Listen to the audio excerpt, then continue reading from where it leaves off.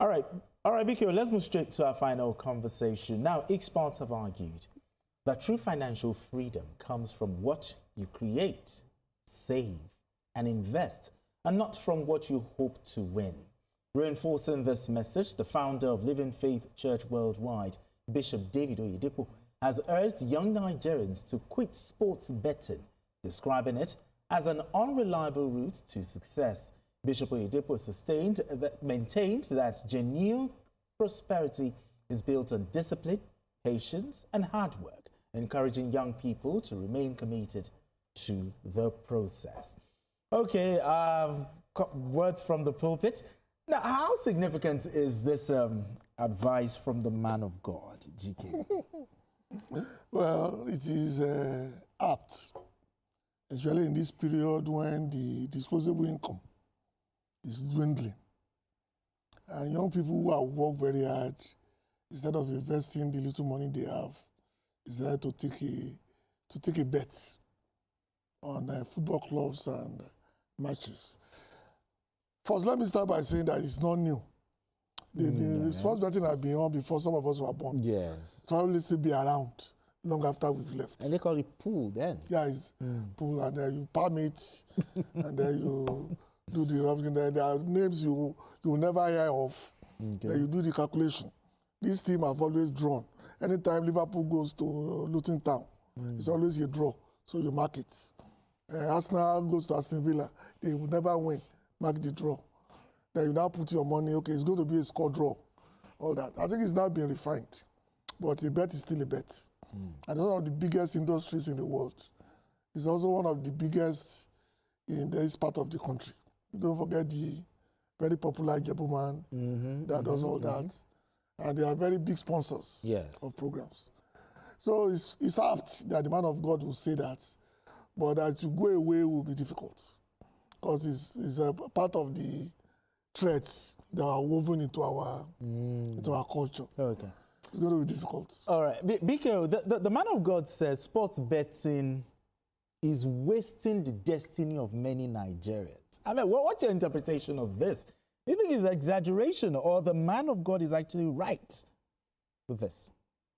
No, I think that the man of God, his message is clear. He's saying that, look, betting is a distraction capable of derailing the future of young people. Yes. And he's insisting that lasting prosperity comes through diligence rather than gambling. He's speaking as a father, as a clergyman. There can be no doubting the fact that he's saying the truth. But betting has always been with us. And it's not every person who bets that is a never-do-well, that is somebody who is irresponsible. Some people, they just try their luck, and they are successful at the first try. As they say, fortune favors the daring. So those who dare to bet are sometimes lucky. Many times people are not lucky. Homes have been ruined. Lives have been ruined through betting. No doubt about it.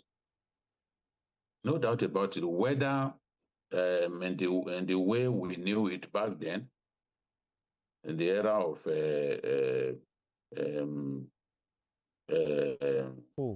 face-to-face pools, King and George, owned by Willie Ehiobiyan, the late Willie Ehiobiyan. You know, there are so many people. Baba Adebutu today, they were pools magnates back in the 70s. And then Obasanjo came and banned pools betting. I'm not going to give the reason that I've had propelled him to ban pools betting. But people like Baba Keshinti Adebutu and Willie Ehiobiyan, they went to Jakonde and said, look, we can cause Lagos State to earn more money. We can create more jobs. We'll pay our taxes, bring back Pools betting. And that one day allowed them to come back. After the ban during the military era, when I was in the north, people used to bet to a lot of people, but people would rather do it in hiding. They will not let the world know, because some people that you have tremendous respect for, when you hear that they are compulsive bettors, you now be wondering what is going on. How can somebody like this be into Pools betting? But it is what it is. The fact that it is an opportunity for people to make big money is the reason whether you put a gun to their neck, they will not give it up. I know a man in my area who beat up a boy. He beat him up, he almost killed him, because the man was always teaching that man's mother to bet. And the woman was rich, had landed property, but the woman now became addicted, because betting is addictive. Yes. Whether we like it or not, once you take to it, you don't want to give it up. So the woman now took to extreme betting, and his son was very angry. He then fingered that guy as the person who used to, because the woman was not literate. You know, he now fingered as the person who was teaching the woman how to do it, how to bet. He beat him. Okay, severely. because of our time, can it be controlled or maybe regulated, you know, so that this issue of addiction? What do you think, gentlemen? No, there is regulation. They are not on their own. There is regulation. But the thing is, how do you regulate the human mind? The mind that has made, that is already made up to bet and bet as frequently as it can. How do you get such a? Because that's why people don't want it exposed to young people. Because these young people, once they are addicted to it, becomes a lifetime thing. So that's the problem. It's not as if there's no regulation, but how do you stop somebody who is already addicted to begging? Because it's something very, very addictive. Yes. So, and that is the biggest problem. Once you take to it, if you are not careful, you will not give it up. It's just like smoking. It is easy to start smoking as a vice, as a habit. But to give it up is the most difficult thing that any smoker will tell you.